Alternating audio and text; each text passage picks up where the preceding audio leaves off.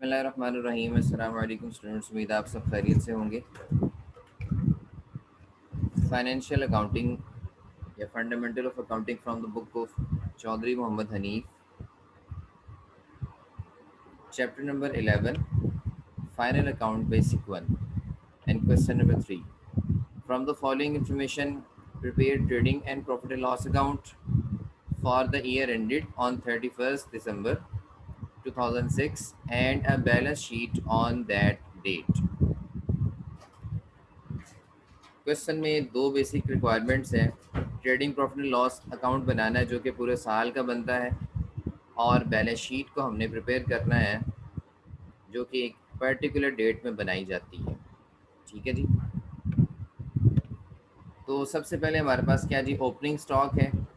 ठीक है, trading account की आइटम है, डेबिट साइड पे आता है। हमने इंट्रोडक्शन वाली अपनी जो लास्ट वीडियो थी उसमें इसको डिटेल से डिस्कस किया था कि ट्रेडिंग अकाउंट में डेबिट साइड पे कौन सी चीज़ें आती हैं, क्रेडिट साइड पे कौन सी चीज़ें आती हैं, इसी तरह प्रॉफिट एंड लॉस अकाउंट में डेबिट साइड पे कौन सी चीज़ें आती हैं और क्रेडिट साइड पे कौन सी चीज़ें आती हैं। ओपनिंग स्टॉक जो है बेसिकली ट्रेडिंग अकाउंट में लिखा जाता है डेबिट साइड पे। प्लांट एंड मशीनरी एसेट है, इसका कोई ताल्लुक नहीं ट्रेडिंग प्रॉफिट लॉस अकाउंट से। सन्ड्री डेटर्स भी आपके एसेट है, वो लोग जिनसे आपने पैसे लेने हैं, इसका भी कोई ताल्लुक नहीं है। यानी कि हमने just trading and profit loss account में से जस्ट एक्सपेंसेस और इनकम्स रिकॉर्ड करनी है। एसेट्स और लायबिलिटीज़ को हमने जो है वो इग्नोर कर देना, उनको हमने बैलेंस शीट में रिकॉर्ड करना है। परचेजेस हैं, परचेजेस आपकी ट्रेडिंग अकाउंट में आती है डेबिट साइड पे। सेल्स रिटर्न्स हैं, ट्रेडिंग अकाउंट में क्रेडिट साइड पे आएंगी लेकिन सेल्स में से इसको माइनस किया जाएगा। इंश्योरेंस है, इंश्योरेंस सिंपल लिखिए इसको, तो आप इसको जो है इनडायरेक्ट एक्सपेंस अज्यूम करेंगे।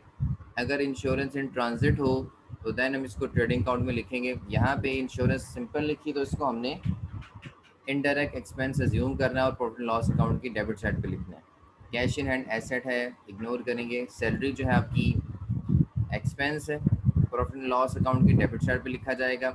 डिस्काउंट डेबिट साइड पे है। अब देखिए जब ये टोटल लगा हुआ है ना, इसका मतलब ये आपको ट्रायल बैलेंस दिया हुआ है। ठीक है, और ये ट्रायल बैलेंस की डेबिट साइड है और ये ट्रायल बैलेंस की क्रेडिट साइड है। ये सारी डेबिट वाली चीज़ें, और डेबिट पे सिर्फ आपकी दो चीज़ें होती हैं, एक्सपेंसेस और एसेट्स डेबिट साइड पे होंगे। ठीक है, यानी कि यहाँ पे जितनी चीज़ें हैं या तो वो एक्सपेंस है या वो एसेट, क्योंकि डेबिट साइड पे दो चीज़ें आती हैं, एसेट्स और एक्सपेंसेस। क्रेडिट साइड पे आपकी तीन चीज़ें होंगी, इनकम्स, लायबिलिटीज़ और कैपिटल। ठीक है, क्रेडिट साइड पे ये तीन चीज़ें आपको मिलेंगी। तो डिस्काउंट बेसिकली डेबिट साइड पे, इसका मतलब है डिस्काउंट अलाउड है। ठीक है, एक्सपेंस है, प्रॉफिट लॉस की डेबिट साइड पे आएगा। कैरेज है, ये भी आपका एक्सपेंस है। ठीक है, उसके बाद आपका जो एडवर्टाइजिंग है, ठीक है, एडवर्टाइजिंग भी आपका जो है वो एक्सपेंस है। ठीक है, प्रॉफिट लॉस की डेबिट साइड पे आएगा। फर्नीचर आपका एसेट है, बैलेंस शीट में जाएगा। प्रिंटिंग स्टेशनरी, ये भी आपका एसेट, ये आपका एक्सपेंस है, प्रॉफिट लॉस की डेबिट साइड पे आएगा। उसके बाद क्रेडिट साइड पे आ जाए, सेल्स आपका मेन रेवेन्यू बिजनेस का, ये ट्रेडिंग अकाउंट की क्रेडिट साइड पे आएगा। परचेज रिटर्न्स जो हैं वो ट्रेडिंग अकाउंट की डेबिट साइड में परचेज में से लेस की जाएंगी। कमीशन है आपका, कमीशन आपका इनकम है, क्रेडिट साइड पे है, तो बेसिकली ये इनकम है, तो ये प्रॉफिट एंड लॉस अकाउंट की क्रेडिट साइड पे आएगा कमीशन। सन्ड्री क्रेडिटर्स हैं आपकी, लायबिलिटीज़ हैं, वो लोग जिन्हें हमें पैसे, जिनको हमने पैसे देने हैं। ठीक है, लायबिलिटीज़ है हमारे लिए, तो ये बैलेंस शीट में आएंगी। ठीक है, कैपिटल भी बैलेंस शीट की आइटम है। हमने जस्ट यहाँ पे आपको मैंने जो काम दिया था उसमें था कि हमने trading and profit loss account prepare करना था। तो इसी क्वेश्चन, इसी डाटा को लेके हम trading and profit loss account को प्रिपेयर करते हैं एक्सेल शीट में। इस तरह से हम इस क्वेश्चन का एक फॉर्मेट ड्रॉ करेंगे। ठीक है, ऊपर से हम लिखेंगे trading and profit and loss account for the year ended. हम इसलिए लिखते हैं यहाँ पे क्योंकि ये पूरे साल का स्टेटस होता है, पूरे साल के एक्सपेंसेस, पूरे साल की इनकम्स यहाँ पे दिखाई जा रही हैं, इस वजह से हमने फॉर द ईयर एंडेड यहाँ पे लिखा है। ठीक है, तो क्वेश्चन की तरफ चलते हैं, इसको स्टार्ट करते हैं। सबसे पहले हमारे पास है ओपनिंग स्टॉक। ओपनिंग स्टॉक हमारे पास कितना जी, 1350 का है। तो ओपनिंग स्टॉक यहाँ पे लिख देंगे, ओपनिंग स्टॉक जो कि 1350 का है। ठीक है जी, उसके बाद नेक्स्ट हमें क्या चाहिए होता है, परचेजेस देखनी है। परचेजेस हमारे पास कितनी है, 5,729 की हैं। लेकिन मेरे ख्याल में क्वेश्चन में परचेज रिटर्न्स भी हैं, ये देखें इस साइड पे 1,000 की। तो परचेज में से आपने ये रिटर्न्स भी माइनस करनी। 5,729 की हम लिखेंगे पहले, इनर में वर्किंग कर लें।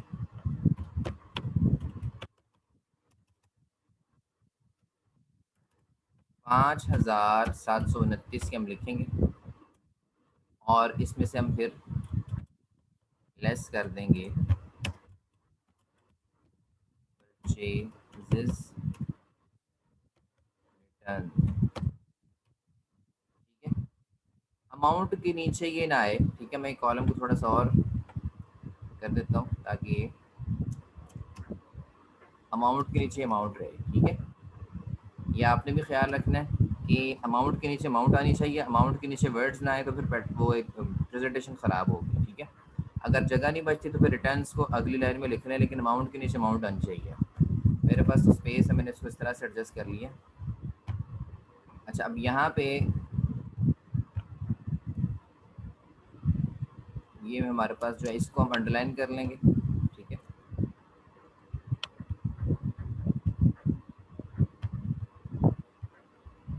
अंडरलाइन पूरा नहीं कर सकते आप। ठीक है, क्योंकि सिर्फ इसको अंडरलाइन करना और यहाँ पे आपने आंसर ले आना। ठीक है, यानी कि ये 5,729 में से आप यहाँ 1000 माइनस करें तो कितना बच जाता है, 4,729।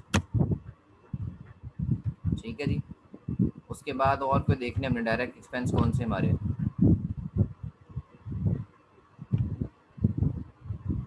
इस तरह से हम एडजस्ट कर लेंगे। ओपनिंग स्टॉक लिखा, परचेजेस में 5,729 है, इसमें से लेस करनी परचेजेस रिटर्न्स 1000 की, और आपके पास बाहर आंसर आ जाएगा 4,729 का। उसके बाद हमारे पास जो एक्सपेंसेस हैं मज़ीद देख लें कौन से हैं। इंश्योरेंस। इंश्योरेंस हमारा इनडायरेक्ट एक्सपेंस है।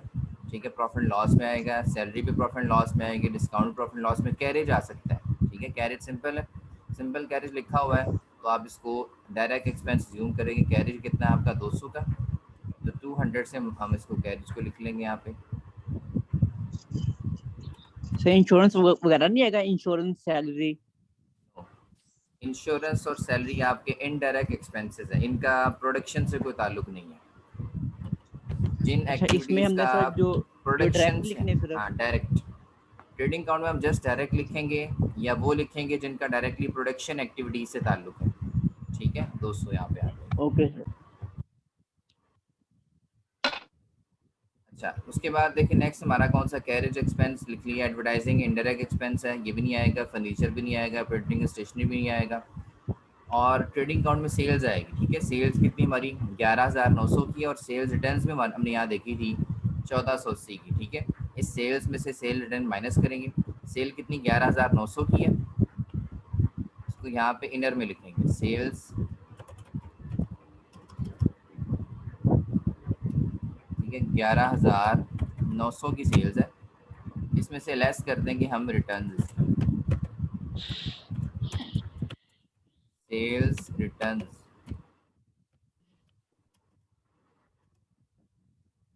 1,480 की थी। अगर हम ये इसमें से माइनस, इसके नीचे आपने अंडरलाइन कर देना। ठीक है, सिर्फ अमाउंट को अंडरलाइन करना है यहाँ पे। 11,900 में से आप 1,480 अगर निकालें तो ये आपके पास आंसर कितना बचता है, इसको अगर हम कैलकुलेट करते हैं तो ये ऑलमोस्ट आप 10,000 समथिंग बन जाए, 10,420 बनता है आपके पास।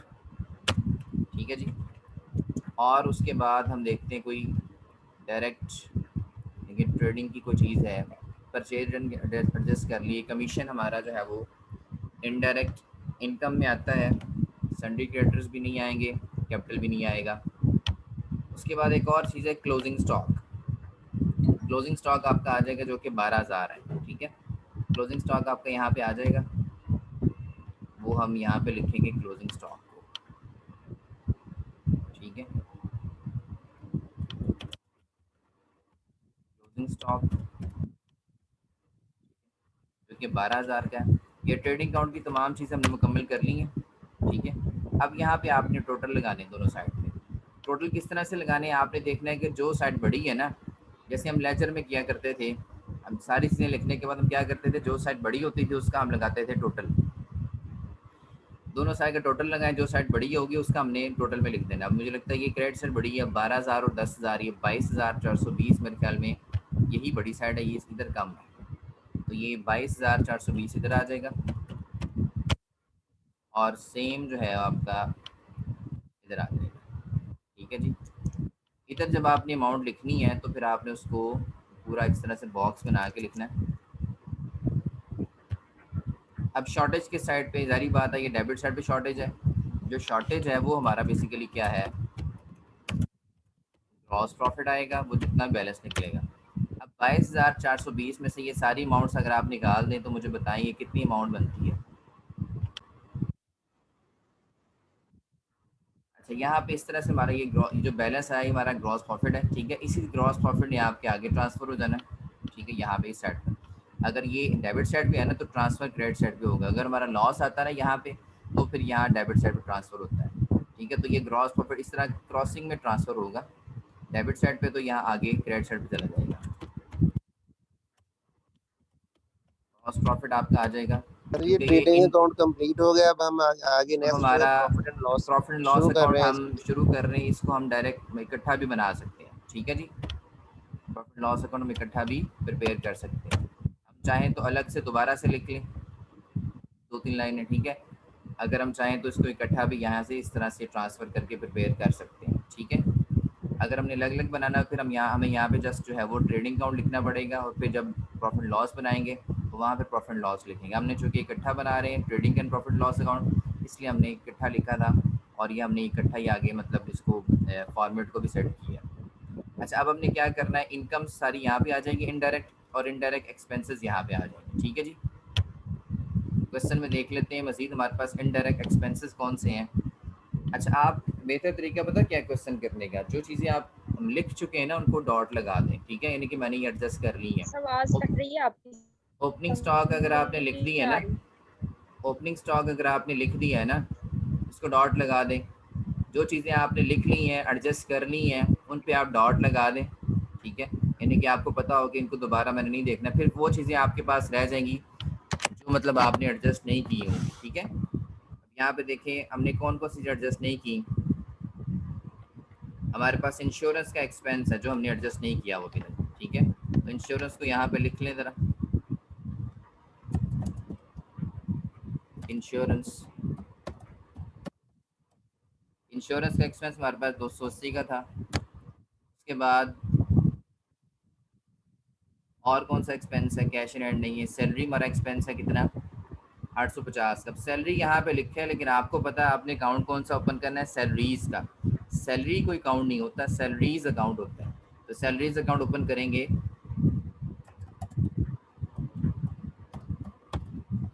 850 से, ठीक है। उसके बाद और देखते हैं एक्सपेंस कौन सा, डिस्काउंट है, डिस्काउंट अलाउड है हमारा, ठीक है।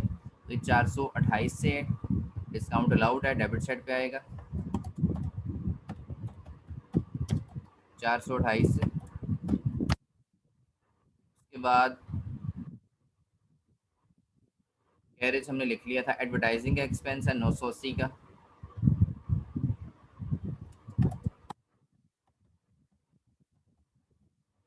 980 का।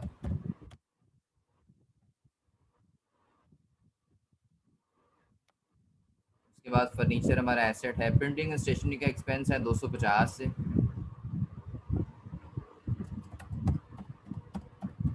प्रिंटिंग एंड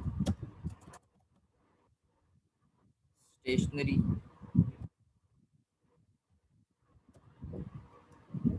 250 से इसका एक्सपेंस था।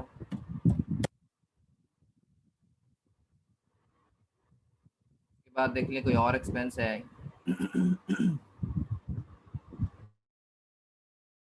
डेबिट साइड हमारी कंप्लीट हो गई है। उसके बाद ये क्रेडिट साइड पे आ जाए, तो यहाँ पे हमारे पास सेल्स को एडजस्ट कर लिया, चिल्ड्रन को एडजस्ट कर लिया, कमीशन रह गया हमारा, ठीक है। कमीशन हमारी इनकम है तो इनकम साइड पे चला जाएगा, ये 311, कमीशन इधर आ जाएगा